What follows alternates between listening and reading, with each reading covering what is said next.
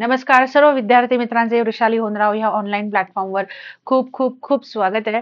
मित्रांनो, आपण वेगवेगळ्या परीक्षांबद्दल माहिती घेत असतो, हो की नाही? त्यातलीच एक आपली सगळ्यांची आवडती ती म्हणजे राज्यसेवेची परीक्षा 2026 31 डिसेंबरला होणार आहे. ठीक आहे, सॉरी, आज 31 डिसेंबर आहे, 31 मे ला होणार आहे. सो सरत्या वर्षाची शेवटची संध्या आणि आज एकादशी पण आहे, काही विशेष करता येणार नाही, नाही का? पण जाण्याआधी एक गोष्ट असं आहे की मागचं वर्ष काय देऊन गेलं त्याच्या फक्त सकारात्मक गोष्टी लक्षात ठेवा. ठीक आहे. काय होतं माहितीये, नकारात्मक गोष्टी लक्षात ठेवल्या ना मनावर खूप ओझं होतं आणि हे ओझं आपली कार्यशक्ती कमी करतं, असं माझा अनुभव आहे. ठीक आहे. एक वाक्य बाबा आमटेंच्या पिक्चर मध्ये नाना पाटेकर यांनी म्हटलंय आणि ते वाक्य मला खरंच खूप आवडतं. तुम्ही पण अप्लाय करा, कदाचित हेल्प होईल. वाक्य असं आहे, forgive others not because they deserve forgiveness but you deserve a peace. Okay. मला नाही माहिती वाक्य कोणाचं आहे, मी त्यांच्या तोंडून ऐकलं आणि ते तसे तसं कानात आहे. ठीक आहे. त्यामुळे सरत्या वर्षातल्या वाईट गोष्टी विसरून जा, निगेटिव्ह गोष्टी विसरून जा, ज्या सकारात्मक गोष्टी आहेत तिथे फोकस करूया. ठीक आहे. राज्यसेवेची पूर्वपरीक्षा साधारणपणे 5 महिने आपल्या हातात आहे, पण त्याचा वाईज उपयोग कसा करायचा. ओके. तुम्हाला जर दिसतच असेल की 1 जानेवारी ते 15 मार्च म्हणजे साधारणपणे 75 दिवसाचं पूर्व प्लस मुख्यचं नियोजन मी तुम्हाला आता सांगणार आहे, कसं असलं पाहिजे. तुम्ही म्हणाल आम्ही राज्यसेवा करत नाही, बरेचसे स्पर्धक मित्र जे आहेत ते राज्यसेवेतून नकारात्मक आहेत, कन्फ्युजन आहे, फॉर्म तर भरून ठेवतात, बघू पुढच्या पुढे, फॉर्म पण कमी पडतात, खूपशे फॅक्टर्स आहेत बाळांनो, सोडून द्या. पण मी तुम्हाला एक रिअल गोष्ट सांगू, ज्याला राज्यसेवा करायची आहे ना त्याने राज्यसेवाच फोकस ठेवा. वर माझा खूप जोर आहे. ओके. आणि ज्याला एक सरकारी नोकरी मिळवायची आहे, लवकरात लवकर एका पदावर बसायचंय, त्या व्यक्तीने ओव्हरऑल सगळा विचार करा. ओके. माझ्या हातात वेळ आहे, मला फुल बॅकअप आहे. ओके. मी राज्यसेवाशिवाय दुसरं काही करूच शकत नाही, तर त्याने राज्यसेवेकडेच आपला कल ठेवावा आणि युपीएससी कडे. ठीक आहे. सो जागा वाढणार आहेत नाही वाढणार आहेत आय डोंट नो. मला एक पहिल्यापासून एक ऍटिट्यूड होता, जो माझे जे मेंटर होते, माझे जे सर होते, ओके, प्रवीण चव्हाण सर, सगळ्यांना माहिती असतील. तर माझं मराठी लिटरेचर ऑप्शनल होतं, सरांकडे मार्गदर्शन घ्यायचं. तर ना अशा जागा कमी आलेल्या आणि सगळे जागा कमी तेव्हा सरांनी ऐकलं चहा पिताना टपरीवरती, सगळ्यांना माहिती असते पत्रकार भवनला सर शिकवतात. तर तर तेव्हा सरांनी ऐकलं आणि वर्गात येऊन आमची मस्त अशी खरडपट्टी. का? अरे 800 जागा आहेत तर तू का 800 जागेवर बसणार आहे का? 400 जागा आहेत तर 400 वर बसणार आहेस का? तू एकाच जागेवर बसणार आहेस ना. प्रश्न आहे कॉम्पिटिशनचा. तर एक गोष्ट लक्षात ठेवायची, पूर्वपरीक्षा पास करण्यासाठी 60% वर मार्क पाहिजे, 120च्या वर. सरांनी आम्हाला त्यावेळेस 55% टार्गेट दिलेलं होतं जेव्हा आम्ही होतो. मी तुम्हाला 60% टार्गेट सांगते, ते डोक्यात फिक्स ठेवायचं. आता ना असं राज्यसेवा पूर्व किंवा कंबाईन पूर्व मुख्य एवढे मार्क नाही. आता एमपीएससीची कोणतीही परीक्षा ही 60%चीच डिमांड करते किमान, जर का तुम्ही मार्क बघितलात तर. ठीक आहे. त्यामुळे आपलं जे कॉम्पिटिशन आहे ना ते ओपन मेल या कॅटेगरीमध्ये ठेवायचं, म्हणजे सगळ्यात उच्च. ठीक आहे. तिथे आपल्याला टच करायचं आहे आणि त्याच्यानंतर आपल्याला जे बेनिफिट आहेत, आरक्षण म्हणा किंवा इतर कुठच्याही माध्यमातले, तर ते आपलं काय म्हणतात त्याला, एक आपल्याला की पॉइंट, नशीब असं समजूया, हो की नाही. सो आता जास्त वेळ न वाया घालवता काही बेसिक गोष्टींवर चर्चा करणार आहे, एक दिशा देणार आहे. असे हडबडून जाऊन काम करू नका. आवडलं लेक्चर तर प्लीज लेक्चरला लाईक करा, शेअर करा मित्रमैत्रिणींबरोबर आणि बघा आपल्या समोर स्क्रीनवरती एक नंबर माझा कंटिन्यू रोल होतोय. तुम्हाला राज्यसेवेच्या प्लॅनिंग बद्दल, अभ्यासाबद्दल किंवा गोंधळलेल्या मनस्थितीत असाल ना, प्लीज मेक मी कॉल. मी तुम्हाला मार्गदर्शन करण्याचा प्रयत्न करते. ऍटलिस्ट माझ्याशी बोलण्याने जर का तुमचे काही प्रश्न सुटत असतील तर डेफिनेटली बोला, तेवढा विश्वास असेल तर. ठीक आहे. मी काय असं कोणाला आमंत्रण नाही देते की माझ्याशी बोलाच, असं नाही माझा अट्टहास आहे. जिथे वाटेल की हा या मॅम आपल्याला हेल्प करू शकतात तर प्लीज बोला, I am always there for you. Okay. आणि फोन उचलला नाही गेला तर मेसेज टाकून ठेवायचा, मी रिप्लाय बरोबर करते. ठीक आहे. So let me start. आता 75 दिवस आपल्या हातात आहे आणि तुम्ही म्हणाल पूर्व आणि मुख्य याचं एकत्र मॅनेज होईल का किंवा कसं करायचं. मी अतिशय सोपा मार्ग सांगण्याचा प्रयत्न करते, बघा किती अप्लाय होतो तो. सगळ्यात पहिले आपण एक मॅटर बघूया की आपल्याला पूर्व परीक्षेचा सिलेबस काय आहे. पूर्व परीक्षा अभ्यासक्रम. ओके, आता ह्याच्यामध्ये आपल्याला जीएस आहे, सीसॅट आहे. मग आतापासून सीसॅट करायचं का? तर बघा काय झालंय माहितीये मित्रांनो, युपीएससीचा जो सीसॅट आहे तो ऑलमोस्ट आहे ना आता वर्षभर करावा लागतो, कारण तेवढ्या टफ लेवलला पोहोचलंय. योगायोगाने आपला मागचा पण सीसॅटचा पेपर एवढा काही टफ निघाला नाही. Means it was okay normal.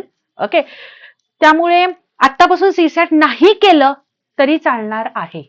लक्षात येते, ऍज इट इज आपल्याला सीसॅट काय आहे, क्वालिफाईंग नेचरचं आहे. 15 मार्च नंतर ते जे 2-2.5 महिने आपल्या हातात राहतात, हा, तर त्याच्यामध्ये आपण सीसॅट बद्दल बोलूया. असाच एक व्हिडिओ मी तुम्हाला 14-15 मार्चला पुन्हा एकदा अपलोड करेन. ओके, पण आता सध्या 75 दिवस काय करायचंय, तर 400 गुण. एकदा मी रूपरेषा क्लिअर करते तुमच्या डोक्यात. मला माहिती आहे तुम्हाला सगळ्यांना हे माहितीच असणार आहे, आणि रादर तुम्हाला हे माहिती असावं अशी माझी माफक इच्छा आहे. सीसॅट, बरोबर. सीसॅटचा आपला विशेष काय आहे, qualifying. Okay, this qualifying paper we will start after 15th March. आलं लक्षात? त्यामुळे आता ह्याच्यावर चर्चा नको.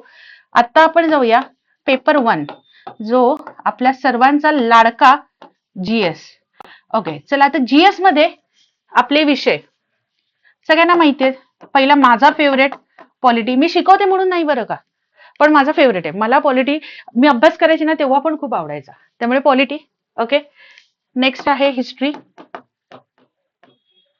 त्याच्यानंतर आहे geography. Okay, economics, science. Okay, extra there is a current. Extra का लिहिलंय माहितीये का, because this is a daily activity. समजतंय? करंटचा अभ्यास डेली करा, पूर्वच्या अँगलने पण करा आणि मुख्यच्या अँगलने पण करा. आलंय लक्षात? आणि next important is environment. Okay, पेनचा कलर वेगळा वापरलाय, याचा अर्थ काहीतरी वेगळं सूचक सांगण्याचा प्रयत्न करणार आहे, बाकी असं काही हे नाही. ठीक आहे, सो एवढे आपले सगळे पेपर 1 ला आहेत.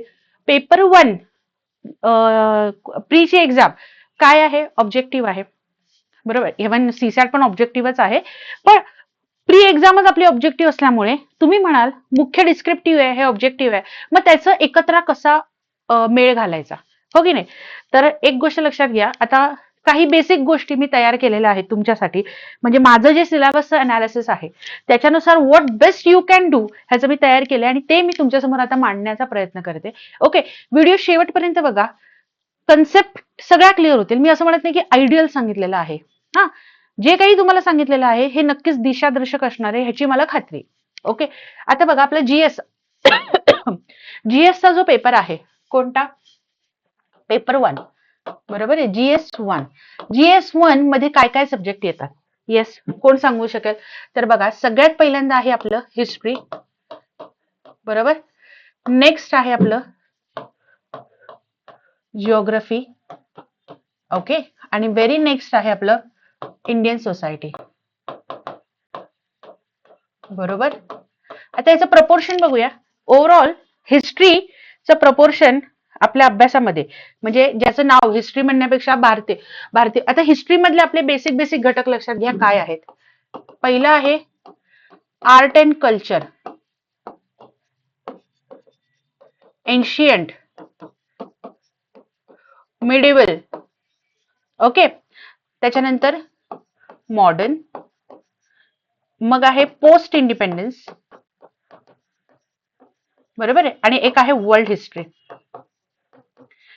आता मेन्स मध्ये ओव्हरऑल हिस्ट्रीच्या ह्या एकूण घटकाचं वजन, वेटेज किती आहे, तर हे सगळं मिळून अप्रॉक्सिमेटली 30% आहे. ओके, जिओग्राफीचं जे आपलं वेटेज आहे ते 30% आहे. ठीक आहे, आणि इंडियन सोसायटीचं जे वेटेज आहे, सॉरी, जिओग्राफी आपली 40% आहे आणि इंडियन सोसायटीचं आपलं वेटेज आहे ते अप्रॉक्सिमेटली 30% आहे. लक्षात आलं?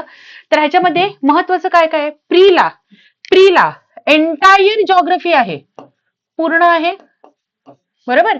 त्याच्यानंतर आपल्याला प्रीला हिस्ट्रीचं काय काय घटक आहेत बघा. आर्ट अँड कल्चर आहे, म्हणजे एक दोन प्रश्न येतात ते नवीन जे 11वीचं पुस्तक बघा अपडेट झालंय ते वाचायचं, आणि प्लस ह्याच्या जोडीला काय करायचं, आतापर्यंत 2013 पासून ते 2000 म्हणजे जे काही पेपर होतील आपल्या युपीएससी मध्ये जे आर्ट अँड कल्चरचे क्वेश्चन्स आलेले आहेत ते, आणि त्याचं एक्सप्लेनेशन खूप थरली बघायचं, थरली, त्याचा तुम्हाला नक्की इकडे फायदा होईल. त्यामुळे इथे एन्शियंट आहे, मिडवेल आहे, मॉडर्न आहे, हे 4 घटक आपल्याला आहे.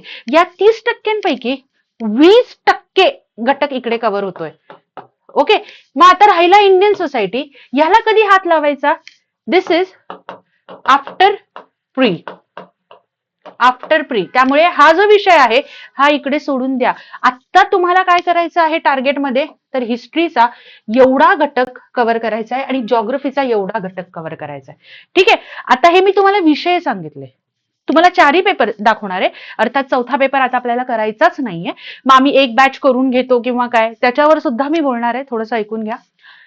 ह्याच्यामधले टॉपिक काढा, सब टॉपिक्स, जे काही पुस्तक तुम्ही फॉलो करत असाल ते पुस्तक समोर ठेवा, त्याचे टॉपिक्स काढा, पूर्व आणि मुख्य, पूर्व आणि मुख्य हे टॉपिक्स लिहून काढा. ज्या वेळेस तुम्ही जो विषय सुरू करणार आहे, जॉग्रफीचा एंटायर आहे हो की नाही, पण ह्याच्यामध्ये सुद्धा जे टॉपिक लिहिणार आहे लिस्ट आउट करा टॉपिक्सचे, पुस्तकातून तुम्ही टॉपिक्स लिस्ट आउट करा, आणि तुम्हाला हे टॉपिक सुद्धा लिस्ट आउट करून हवे असतील तर मला कमेंट सेक्शन मध्ये टाका, I will do it for you. Agree? Okay, I will do it for you. हा, त्यामुळे art and culture, ancient, medieval, modern. Okay, त्यातल्या त्यात मॉडर्न आपल्याला जास्त महत्वाचं आहे. एन्शियंट मिडिवल मिळून साधारणपणे art and culture, ancient medieval मिळून साधारणपणे 7 ते 8 प्रश्न येतात. टॉपिक तुम्ही रीड केला, त्या टॉपिकवर काय करायचं, स्वतःच मनाने एखादा प्रश्न तयार करा. आता प्रश्न मेन्सचा तयार करत असताना काय असतं, डिस्क्राईब करा, डिस्कस करा, अनालाइज करा, फॅक्ट्स लिहा, एन्युमरेट करा. हे जे शब्द असतात ना बाळांनो, हे जे बेसिक प्रश्न आहेत हे स्वतः ते टॉपिक वाचल्यावर तयार करायचं, आणि जास्त नका लिहू, जास्त नाही, 100 शब्दामध्ये बघून उत्तर लिहायला चालू करा. ओके, आणि हे प्रश्न तुम्हाला तयार करता येत नसतील, हे टॉपिक्स तुम्हाला क्लिअर होत नसतील, मला संपर्क साधा. ऑलरेडी आपले 8 विद्यार्थी आहे ज्यांना मी डेली ते टॉपिक्स मला सांगतात, त्यांना मी क्वेश्चन्स पाठवते. इफ यू आर इंटरेस्टेड, मी तुमचे क्वेश्चन्स तयार करून घेईन, आणि लगेचच ह्याचं काय करायचं, त्या टॉपिकचं प्री मध्ये जसे क्वेश्चन्स आले ते पण करायचे, आणि मेन्स मध्ये, आणि तुम्हाला क्वेश्चन्स नसतील करायचे एक्स्ट्रा, तर काय करा, युपीएससीचे जुने जे क्वेश्चन्स आहेत, म्हणजे कुठचे 13 ते 18, ओके, ऍटलिस्ट या 5 वर्षातले जे प्रश्न आहेत ते बघून लिहिण्याचा प्रयत्न करा. ओके, आता तुम्ही एखादा प्रश्न शोधला आणि त्या प्रश्नाची, म्हणजे मला सांगायचा मुद्दा काय आहे, ह्या 75 दिवसामध्ये किमान 3 प्रश्नांची उत्तरं तुम्ही रोज लिहिली पाहिजेत. म्हणजे 75 गुणिले 3 असं म्हटलं तर साधारणपणे तुम्ही 250 प्रश्न तयार करून ठेवायचे, आणि ते तुम्ही बघून लिहायचे आहे, म्हणजे तुमची रायटिंग प्रॅक्टिस मेंटेन राहील. पटतंय तुम्हाला? राईट. त्यामुळे हा एक घटक बघा, पहिल्या पेपरचा मी सांगितलेला. जॉग्रफी सेम, जो कोणताही टॉपिक तुम्ही करणार आहात तर त्या टॉपिकला प्री प्लस मेन्स अशा अँगलने उतरायचं आहे. क्वेश्चन्स तुम्हाला बेसिक तयार करून हवे असतील तर मला संपर्क करा, मी सांगते, किंवा तुम्हाला माझ्याशी नसेल बोलायचं तर युपीएससीचे जर का लिहायचं असतील तरी लिहा. ओके, चलो पेपर 2 बघूया आता. GS2. GS2 म्हणजे काय काय आहे बघा. हे जे मायक्रो अनालिसिस, मी तुम्हाला एक अशा लेवलचं अनालिसिस दिलेलं आहे की तुम्हाला काय करायचंय. आता ह्याच्यातला मायक्रो अनालिसिस तुम्हाला आणखीन डिटेल करायला पाहिजे. तर ह्याचा पहिला घटक काय आहे, संविधान, बरोबर आहे, इंडियन कॉन्स्टिट्यूशन आणि राज्यशास्त्र, म्हणजे संविधानाचा घटक आहे. ओके, त्याच्यानंतरचा दुसरा जो आहे तो आहे प्रशासन, गव्हर्नन्स. ओके, त्याच्यानंतरचा तिसरा जो घटक आहे ह्याच्यातला तो सोशल जस्टिस, म्हणजे सामाजिक न्याय. काय आहे बघा, सामाजिक न्याय. आणि चौथा मोस्ट इम्पॉर्टंट घटक आहे ते म्हणजे काय, IR, इंटरनॅशनल रिलेशन्स. आता यांचं वेटेज किती आहे बघा, तर संविधानाचं आणि राज्यशास्त्राचं एकूण घटक आहे 46%, आणि प्रशासनाचं वेटेज सिलेबस मध्ये आहे 12%. सामाजिक न्याय हा जर का घटक बघितला तर 20% वेटेज इकडे येत आहे, आणि IR वरती 22%. म्हणजे जर का तुम्ही बघितलं, आपल्याला पूर्व परीक्षेसाठी हे कधी करायचं मग आता, आफ्टर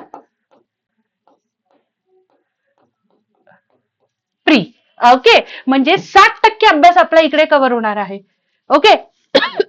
पॉलिटीचे प्रीचे क्वेश्चन जसे काय म्हणतात त्याला टेक्निकल असतात. ओके, थोडेसे फिरवून आपल्याला विचारलेले असतात. त्याच प्रकारे एवढं लक्षात ठेवायचं, मेन्सचे क्वेश्चन्स ही बेसिक पासून ऍडव्हान्स पर्यंत तयारी करायला घ्यायची. ओके, सो हा एक घटक झाला संविधान आणि प्रशासन. ओके, पुढचा पेपर बघूया. बघा, तुम्हाला माझी आयडिया लक्षात आलेली आहे का? म्हणजे मी तुम्हाला जे सांगण्याचा प्रयत्न करते. ओके, आता GS3 बघा, GS3 मध्ये काय काय आहे? तर सगळ्यात पहिले आहे अर्थव्यवस्था. बरोबर. आता अर्थव्यवस्थेचे आपल्याला ओव्हरऑल वेटेज आहे 42%. ओके, नंतरचा घटक आहे तो म्हणजे सायन्स अँड टेक, विज्ञान व तंत्रज्ञान. ओके, विज्ञान तंत्रज्ञान या घटकाचं वेटेज आहे साधारणपणे 30%. ओके, त्याच्यानंतर आहे आपत्ती व्यवस्थापन. ओके, आपत्ती व्यवस्थापन याचं वेटेज आहे साधारणपणे 10%. आणि नेक्स्ट आहे ते म्हणजे इंटरनल सिक्युरिटी, म्हणजे अंतर्गत सुरक्षा. बरोबर. आता हे अंतर्गत सुरक्षेचं वेटेज आहे 18%. आता ह्याच्यामध्ये काय झालं, हे दोन घटक जे आहेत हे कधी करणार आहोत आपण? After pre exam. After pre. Okay, मग अर्थव्यवस्था आणि विज्ञान व तंत्रज्ञान सेम प्रोसेस. मायक्रो टॉपिक काढा. मी पुन्हा एकदा सांगते, तुम्हाला जर का हे मायक्रो टॉपिक्स काढायला जमत नसेल तर पेपर वाईज तुम्हाला प्री प्लस मेन्सचे टॉपिक्स काढून मी व्हिडिओ तुम्हाला अपलोड करेन, जेणेकरून तुम्हाला निश्चितच अभ्यासाला दिशा मिळेल. ओके, पण माझी अशी इच्छा आहे, पहिले तुम्ही एकदा ट्राय करा. तुमच्याकडे जे सोर्स आहेत ना, तुम्ही काढा एकदा. अनुक्रमाणिका जरी नजरेखालून स्वतः ज्यावेळेस आपण घालतो ना, त्यावेळेस आपल्याला खूप पिक्चर क्लिअर होतं. आणि त्याच्यानंतर करेक्शनचं जे आहे ते मी तुम्हाला सांगते, but as per your demand I will do it. Okay, so हे जे घटक आहे सेम करायचंय तुम्हाला प्री प्लस मेन. म्हणजे एक गोष्ट लक्षात आली का, एवढ्यापर्यंत तुम्हाला 75 दिवस काढायचे. मग आता तुम्ही म्हणाल मॅम ह्याच्यामध्ये तो ऑलमोस्ट सिलेबस कव्हर होतो. अरे, एन्व्हायरमेंट, करंट अफेअर्स हे राहत आहेत. मग आता काय करायचं?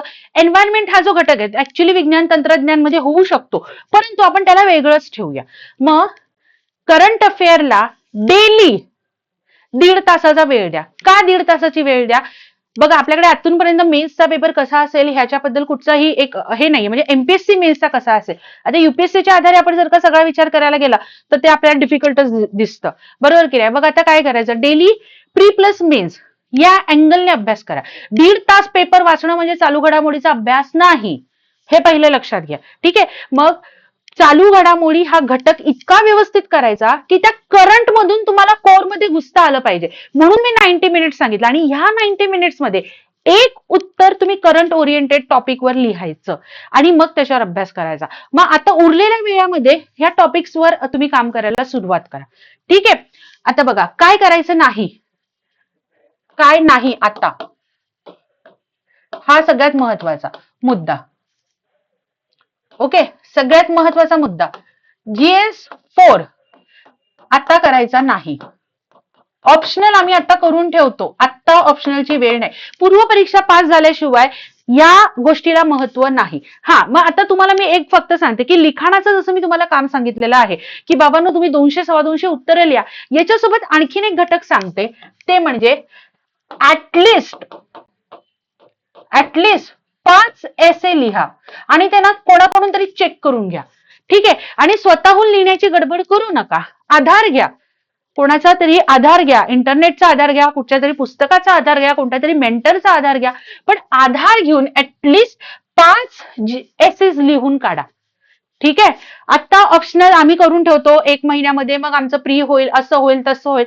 तर बाळांनो लक्षात घ्या, जोपर्यंत प्री पास होत नाही तोपर्यंत ह्या सगळ्याच गोष्टींना महत्व कमी राहतं. ठीक आहे. हे बघा, मला डिस्करेज नाही करायचंय, पण एक गोष्ट सांगते, जर का तुमची मागची प्री 2-3 मार्काची, आता प्रीचा रिझल्ट अर्थात लागला नाहीये, पण तुम्ही मागे आहात म्हणजे पहिले प्रीला जिंकलं पाहिजे. बरोबर की नाही? आता ह्या पद्धतीने जर का नियोजन केलं, तर काही विद्यार्थी असेल नाही आम्हाला आता ऑप्शनल करायचं, आमचा ऑप्शनल खूप मोठा आहे. ओके, मग मॅक्सिमम 20 जानेवारी पर्यंत मित्रा किंवा मैत्रिणीचं ऑप्शनल उरक. ठीक आहे. पण याचा अर्थ असा होत नाही की तू जीएसच्या अभ्यासाकडे दुर्लक्ष करते. आजपासून म्हणजे आज तर 31 आहे, आज तर सगळे बिझी असाल तर सोडून द्या. उद्यापासून तुमच्याकडे हे नियोजन पाहिजे, त्यानुसार काम करायला लागा. ओके. आता ह्याच्यासाठी एक आयडियल बुक लिस्ट वगैरे मी तुम्हाला देण्याचा प्रयत्न करेन, जेणेकरून तुम्हाला पूर्व आणि मुख्य अशा दोन्ही घटक उचलता येतील. ओके. ज्यावेळेस आपण सिलेबस अनालिसिस डिटेलिंग टाकू ना, त्यावेळेस मी तुम्हाला देते. ह्या 2 गोष्टींकडे सध्या वेळ करू नका. At least 5 essay. ओके. दुसरा महत्वाचा मुद्दा, daily 3 mains answers. Is that clear? Daily 3 मुख्य परीक्षेची उत्तरं तुम्हाला लिहायची आहे. Okay. Daily 90 minutes for current. Okay. Daily 90 minutes for current. एवढ्या पद्धतीने तुमचा ऑर्गनाइज्ड अभ्यास पाहिजे. आता सीसॅटला वगैरे उत्तर, तुम्ही म्हणाल उत्तर लिहायला वेळ जातो, जाऊ द्या, काही हरकत नाहीये. पहिल्या दिवशी एक उत्तर बघून लिहायला अर्धा तास लागेल. ओके. 10व्या दिवशी ऑब्झर्व कराल, अरे आज तर माझं 15 मिनिटात झालं. ओके. आणि 21व्या दिवशी ऑब्झर्व कराल, ओके मला आता कळलंय उत्तर कसं लिहायचं, मी 10-12 मिनिटात लिहितोय. फाईन. ज्यावेळेस बघून तुम्ही 10-12 मिनिटात उत्तर लिहिता, त्यावेळेस हळूहळू प्रॅक्टिस केल्यावर तुम्हाला ते साधारणपणे 6 ते 7 मिनिटात बसवायचे. अर्थात मित्रांनो एवढं होत नाही, त्याच्यासाठी खूप जास्त मेहनत, खूप कष्ट करावे लागतात. सर ते आत्तापासून आपल्याला करायचंय. समजतंय? आणि ह्याच्या बेसला काय करायचं, पीवायक्यू ठेवायचे. आणि आता जर का तुम्ही म्हणाल की आम्ही फक्त एमपीएससी राज्यसेवेचे पीवायक्यू ठेवतो, तर अशी चूक करू नका. युपीएससीचे पीवायक्यू इक्वली उचला. ओके. युपीएससीचे पीवायक्यू हेल्प होईल तुम्हाला डेफिनेटली. ओके. सो हे तुमची ऍक्टिव्हिटी आहे. आता जाण्याआधी तुम्हाला एकच सांगते की ज्यांना कोणाला अशा प्रकारच्या ऍक्टिव्हिटीसाठी काही मेंटर हवा असेल, मेंटरशिप हवी असेल, तर मला कॉन्टॅक्ट करा आणि मी तुम्हाला प्रॉपर मेंटरशिप देण्याचा प्रयत्न करते. 75 दिवसांमध्ये तुमच्याकडून हे जे सांगितलेलं आहे ते करून घेण्याचा आपला एक तुम्हाला हे असेल. फक्त एवढंच आहे ना मित्रांनो, की तुम्ही डिले पडू नका. तुम्ही ज्या वेळेस तलवार मॅनात टाकली तर माझी पण तलवार मॅनात जाईल. समजलं? मी एक लेवल पर्यंत तुम्हाला कर कर कर कर, तुम्ही मला रिस्पॉन्ड करणं बंद केलं, then I am helpless. Okay. So असं करू नका. बाकी कोणताही डाऊट असेल कमेंटमध्ये टाका, मला कॉन्टॅक्ट करा, आपण बोलूया. आणि एक वाक्य माझं लक्षात ठेवा, जो राज्यसेवा करणार आहे ना त्याने राज्यसेवाच करा, बाकी कुठच्याही इतर प्रलोभनाला बळी पडू नका. आलं लक्षात? सो मी आता थांबते. लवकरच भेटू पुढच्या राज्यसेवेच्या रिलेटेड व्हिडिओमध्ये. ओके. जाण्याआधी like, share, subscribe, comment, Telegram channel आहे जॉईन करून ठेवा. अशीच महत्वाची इन्फॉर्मेशन तुमच्यापर्यंत पोहोचवण्याचं काय म्हणते विडा मी उचललेला आहे. समजलं? जय हिंद.